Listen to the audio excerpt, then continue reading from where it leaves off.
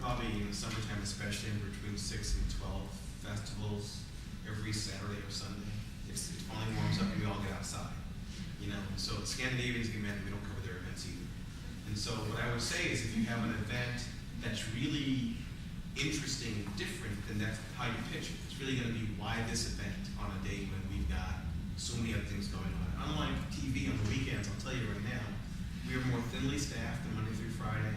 Most of the Sunday paper that you pick up, that big thick paper on Sundays, most of that stuff is done and edited by Friday night when we all go home to our families. And so we don't have, 100 people in the newsroom on Saturday waiting for a phone call. And the stuff, for the most part, that we cover on Saturday, we began planning to cover maybe on Tuesday. So it gets back to one of the earlier points that I made, that we really try and map out our time in advance. If the event has come and gone, then the question becomes, well, what was the sort of the theme and focus of the event? Is there still a story to be told there that the event was one piece of? That we can say they even had an event on say, dinner or this, but here's the real story. So sometimes the event isn't the story. Maybe it's a couple lines of the story, but the story is about some people, or about some important work an organization is doing, or about some issue that's developed in the community. The event for you might be what gets you to pick up the phone. We might, of course, of talking, come to a different way of telling the story, which is your goal. And if it's like the 50th year or the 25th year, then maybe we'll do it. Something that kind of comes every year, but we couldn't possibly cover every event that pops up. We have listings as well, but if you're talking about a real story, it gets back to the beginning of why this one. And of course, we're talking, we might figure out what it is. Or I might say, it's your 9th year, call me next year, you're out to the vote. 10 sounds a little bit more meaningful, 20 sounds a little more. And even those are those we don't have to be honest with. We probably have time for one more question, and then I'm sure our panelists would be happy to stay after and brainstorm with ideas, even specific ideas you might have for something you're thinking about pitching a new storyboard or anything.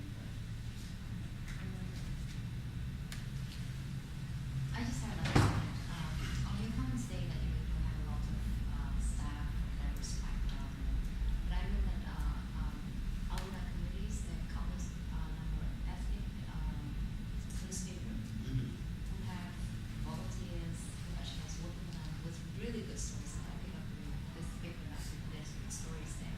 So maybe something to explore is how we tap into those already existing journalists or reporters from community colors, knowing their communities, covering different human stories that you could use in the bigger paper, in the Star Tribune or the Pina Press. We do some of that, not a lot of that, and it's everything from the fact that we're both union papers, so there's some restrictions on how many freelance bylines we're allowed to have, to, even with the folks who we've hired who have degrees in journalism and have years of experience, there are times when they struggle to tell a story in a way that meets our standards, and so they spend lots of time fixing it. So without sounding too egotistical, I will tell you that not everybody is able to write a story that meets our standards, and sometimes those people are on our staff, and we have to spend lots of time working. I say that as a head of it for years now, and so I don't want to pretend that sure, just send it in. We're not a paper where if you just write a story and send it, you see the paper next week. We don't do that. Now, if you send it in and we think, hey, there's a great story here, we may go cover it. So I want to be clear. We want the tips, but yeah, the process of getting a story written and edited in paper is a little different for us than just from many other papers in the community. It just is. But that doesn't mean we don't care. It means we have a different process. You can't submit a story to the New York Times and expect to have it covered tomorrow. So different papers, mainstream media outlets. You're not going to be on Channel 5 tomorrow, like sending a video necessarily. That's a clip. So we do read the ethnic media papers. Some of the stories that we get, we steal from them. And some of the stories we get, we steal from them, and from Channel 5, and vice versa. We're all looking at each other. So sometimes the truth is, just getting in the first one may help you get into some of the others if it's interesting and important enough. But yeah, there aren't enough people who come out of our communities who go through college, and whether it's in journalism or some other major that gives them the experience and skills that we're looking for, and then writing for us, or taking pictures for us, or editing for us. There, like a lot of professions, there are some meaningful barriers there. Right. And those that do deserve to be paid, like everybody else does.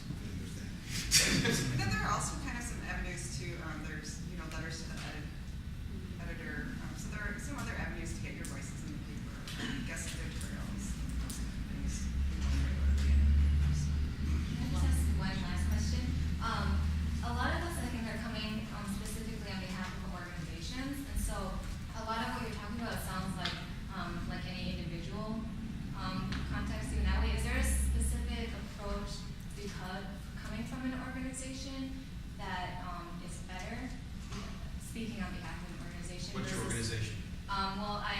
am representing to Asian Americans, Pacific Islanders in Philanthropy, and also work with the newly formed Adopt Source, which is an Asian adoptee organization. So I'm just wondering, not specifically individually, but how do you have those stories coming from as a representative from the organization? It is specific though, because ultimately, so for you, I would say we have a reporter, Jean Hoffensberg, who covers philanthropy. So she'd probably be the best person for you to call. But if you had said, actually, I'm here on behalf of Mission Possible, which works on getting high school kids through high school, getting them ready for SAT, ACT, helping them get into college with financial aid, I'd say, oh, you should talk to either a higher education reporter or one of our K-12 reporters. So it is very much a specific issue. So I think you need to do two things. One is, if you read the papers and watching TV, you'll see, over time that, gee, that person seems to write. Because we don't put Gene Hoffensberger philanthropy report. We just say staff writer. But if you're reading the papers, you'll see over time, gee, that person seems to write about issues that are sort of in the neighborhood of what I care about. Or even, that was a great story you did, Kurt Brown. I have to call and pitch you another great story. I mean, so if it's obvious, like, as I said, we have a beat. I don't know if you guys do. If they don't, there's still somebody who would care about it. So it depends on your organization. Oftentimes there are specific people or editors, a section editor. If you think it's a feature story, it's a business story, start with that. And I think the important part was don't be a flag, be a source. Call that person regularly, talk to them, have a conversation with them, go out for coffee with them, see what kind of stories they're looking for, what are some of the ideas they've never heard of, and in the background, and build that relationship. Speaking of building relationships, I think. I have a question. When you say that you receive many newsletters or many phone calls from people that giving you a story idea, I just want to know, do you still try to generate idea, and when you say like you don't cover enough, kind of like you don't cover enough of minority, do you still try to generate idea, try to cover their story and try to looking for their story? All the time. But we need real people to tell those stories. So it's the point that Susanna was making. It's not trying to advocate our responsibility for thinking up ideas, but it's one thing for us to go, we should write about people who help, families find children to adopt. Well, we do write about adoption now and then, but it's more likely that we're going to do that story when you call and pitch it than for us to just sit around the news. Our Harold, we have meetings twice a day to talk about what's in the next day's paper, and it looks like this, only it doesn't look as diverse as this. And we literally sit around a big square table and talk about what we had in that day's paper that maybe required us following, what we know has happened that day that will happen in the next day's paper, what the competition had that we wish we had, what else is going on. So we're sitting there, it's almost like throwing a bunch of ideas on the table, everybody's sharing, and then we decide of the people we've got, because it's not infinite, what targets are we going to go? And in the course of doing that, sometimes we think, hey, we should write a story as a follow-on to something we had today about this other issue. Or the Pioneer Press had a story, and either if we come at it the same way, that's one thing, but oftentimes we'll think, okay, well, the next question is, let's say the next step is, well, the next, so we do spend a ton of time. And that's part of much of the stuff you see isn't so much generated by a call that comes or an email that comes in, but our recognizing that we need to tackle certain issues in society and our community. So it's a combination. So it's also part of what you're competing against. When you call and pitch an idea, it's got to be better than my story list.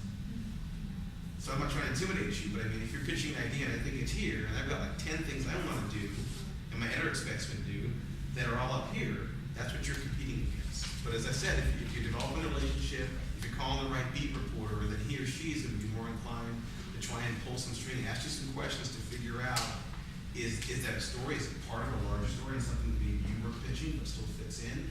Or is it nothing for now, but we should keep talking, because I can tell you're tapped into issues and into community that we care about and we want to do a better job of covering. And I'm sure